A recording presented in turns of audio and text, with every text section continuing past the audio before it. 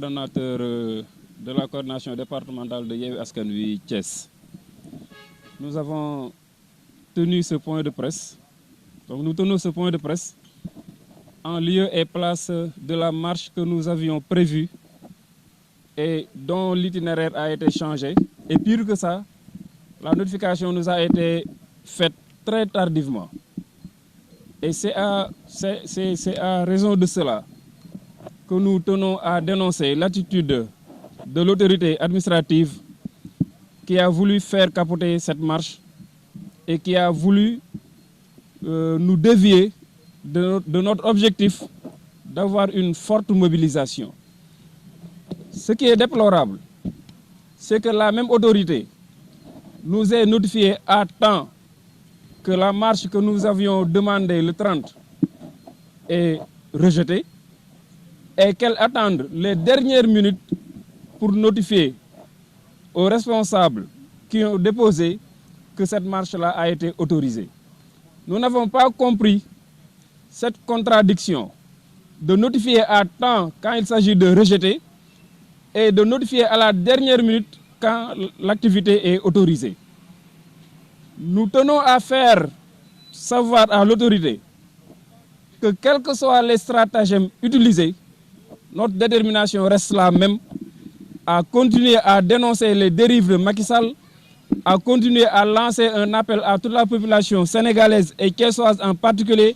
à faire bloc autour de Yewwi Askan Wi pour bouter ce régime hors de ce pays, ce régime qui a fait tant souffrir les populations sénégalaises, ce régime qui a trahi l'espoir du peuple, ce régime dont le peuple ne veut plus. Yewwi Askan Wi pour leur demander de renouveler leur engagement, de tenir debout, car la lutte ne fait que commencer et Inch'Allah, nous la mènerons jusqu'au bout. Je vous remercie. Comme ni ko suma naataangoo waxee léegi dañu waroon def tey benn marche bi nag dañu déposé woon autorisation muy information au niveau du préfet ñu déposé ko à temps Yewwi Askan Wi également déposé woon pour le 30 ñoom ñaari fan a ngi nii ñu wax leen ne marche boobu du am ñun nag booboog léegi ñuy xaar autorisation waaye autorisation bi tey ci suba ci 9h lañ ñuy doog a woo ne ñëw leen au niveau de la police pour ñu jox leen seen autorisation. La marche a été autorisée 9h 10h la ñuy doog a jot la notification ñu gis ne itinéraire bi nga xam ne moom lañ demandé woon mooy jógee lycée Malick Sy ñëw ba mairie itinéraire bi préfet changé na ko donc suñu nit ñi nga xam ne woo nañ leen ñu jóge ci département bi partout nit ñooñu kenn xamul sax foo leen wax ñu daje fa di ñaawlu kon autorité administrative yi nga xam ne lii dañ ko def simplement pour saboter li nga xam ne moom mooy mobilisation buy am ñu ne lii nag tey lay dakk dootuñu ko nangooti bu ñu déposé marche buñ koy nangul nañ ñu ko wax buñ ko nangul nañ ñu ko teel a wax ñuy doog a xam à temps ñu mën a mobiliser ñëpp ñëw waaye nag loolu du yàq dara ci li nga xam ne mooy suñu détermination à faire face ak Macky Sall ak régime am bi dina leen wan ne partout au Sénégal les gens vont marcher les gens vont exiger le départ de Macky Sall di woo département Thiès yëpp à la résistance nañu résister bu baax a baax nañu résister à cette dictature waxuma sax rampante une dictature debout bu ñu mënee nañ jàpp ñëpp les gens sont prêts à aller en prison bu mënee na feesal kaso yi Macky Sall na xam ne les Sénégalais dañoo doyal sëkk ci moom te les gens sont prêts la jeunesse mag yi Pastef jigéen ñi ñëpp ngi taxaw pour lui faire face Thiès nag jàpp naa ne tey bii mooy dernière fois ñuy déposer ñu koy bañal beneen yoon bu ki wee dinañ marche par force lu ñu ci fekk ñu ci mais dinañ marche par force. nuyu ñu fi teew ñëpp di wax ni rek man Ousseynou Anne laa tudd maay coordonnateur départemental de Magui Pastef de Thiès damay rappeler rek autorité yi ni leen loo gis dafay jeex waaw loo gis dafay jeex ndax man mi taxaw fii di wax tey jii bërki démb haut fonctionnaire laa woon waaw donc kon am na yoo xam ni base d'œuvre yoo xam ni buñ la ko dee defloo tamit war nga ko xool bu baax parce que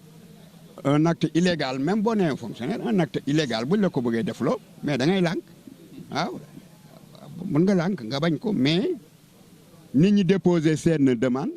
nga nekk ba à 30 minutes ci heure bi nga xam ne la ñu waroon a commencer seen marche nga doog a leen a woo naan autorisé nañ ko xam nga loolu sabotage la waaw loolu sabotage la te li ci gën a jaaxal nit ñi mooy li nga xam ne nee nañu marche 30 bi autorisé wuñ ko notifié nañ ko bien avant donc da ngay xam ne loolu dilatoire la comme ñi fi jàll rek li ñu wax ñun loolu la ñuy wax dootuñu ko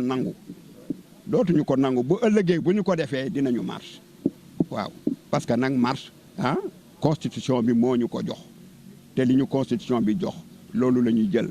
te personne n'est au-dessus de la constitution quel que soit rôle bi ngay occupé au niveau administratif donc loolu daal moom laa ci bëggoon a yokk di wax ni magi Pastef yëpp ñu ngi leen di woo ci département bi nañu jóg accompagner également sañu doom yi ndax tamit li may wax rek bu ëllëgee ñun boo ñu gisee ñu dugg ci dañoo bëgg bu ëllëgee benn xale du fi jël mbëkk naan da ngay dem Europe ndax ñun li ñu am ñoom sax amuñu ko mais nag ça dépend ci ni ñu koy utiliser moo tax ñu am problème yi ñu am te loolu la ñu bañ bu ëllëgee ñu am. moom laa bëggoon juste ajouter par rapport ak sama yeneen frères yi li ñu wax sànq marche bi li tax mu jóg mooy ñëpp xam nañ li am Sénégal actuellement que jaay doole moo fi am dictature moo am Sénégal présentement et loolu kenn mos kon ko xaar ci réew mi et malheureusement malgré négociation ak waxtaan yi mbir mi dafay gën a tar ñun nag on va jamais se laisser faire parce que réew mi kenn moomu ko Macky Sall moomu ko Massamba wala Mademba moomu ko réew mi Sénégal la tudd te ñun ñëpp ci lañ bokk léegi nag gis ngeen ni actuellement ñu ngi jàpp ay presque plus de 500 personnes dugal leen kaso ci ay caaxaan le procureur dem bi mu génnee gis ngeen li mu wax kenn mënu ko rafetlu ci kilifa gu toll noonu donc réew mi kenn moomu ko en tout cas on va résister jusqu'à la dernière minute de notre vie on ne va jamais céder léegi nag li taxoon marche bi jóg mooy d'abord ñi nga xam ne dañ leen jàpp arbitrairement dugal leen ci kaso gi ñu xool ñooñu naka la ñuy def ba compatir ak seen famille parce que ñu xam ne ñooñu fàttewuñu leen tey fàttewuñu ëllëg moo taxoon tey ñu oote marche à Thiès pour naqaru loolu d'abord mais également pour masawu famille bi mais wan famille bi également que on est derrière ces gens là tey ñu ngi ci kaso gi suba aussi nous on peut être en prison ça c'est clair amul luñ ciy daw ñu nga ca kaso ga c'est sûr que peut-être demain dañ leen fekk parce que Sénégal moo ñu ñor cette question aujourd'hui c'est pas Ousmane Sonko ni Macky Sall ni qui que ce soit c'est une question qui concerne ce pays là et puis réew mi ñoo ko bokk donc en tout cas ñu ngi ñaax ñëpp ñu ànd mobiliser wu wan ce pouvoir là que réew mi nekkul ci loxo benn nit mais Sénégal yëpp ko bokk li ngay def Sénégal yëpp ci war a gis seen bopp donc may sant ñëpp di gërëm ñëpp di wax ne également mobilisation nañu ko maintenir incha allah fan yi ñëw également dañ ko nëwaat ci yeneen activité de mobilisation yuy wan askan wi ne on est prêt vraiment pour faire face à ce qui se passe dans ce pays là